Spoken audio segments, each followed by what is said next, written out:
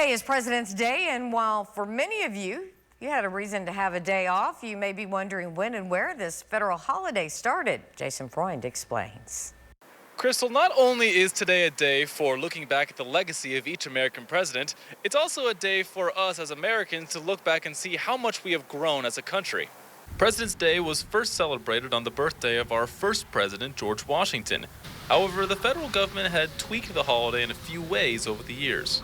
So in 1879, a law was passed celebrating Washington's birthday on February 22nd. That was his actual birthday. And all the way up through the 1960s, it was celebrated as a federal holiday.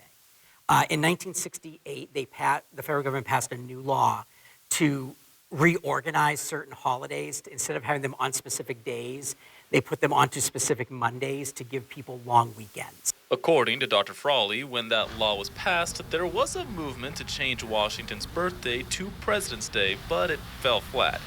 Each state celebrates the holiday differently, but everyone has agreed that it has gone from just a celebration of Washington to a celebration of all presidents, no matter how good or bad they were. We've got to be conscious of our history. We have to understand how we got to where we are today. And each president built on the legacy of the president before them to the presidency today. So we've got to recognize what those leaders did, understand why they did what they did in the time that they did it, and then how those things have repercussions for us today. Each president has helped shape American history in their own way, each building upon the legacy of the others before them. And for the country to keep growing, it's important to remember their contributions to the American story. It is about the evolution of a society, and it talks to the story that we want to tell our grandkids and our great-grandkids. And so we need to know our past and learn from it so that we can inform the future. And so we need to celebrate what was good.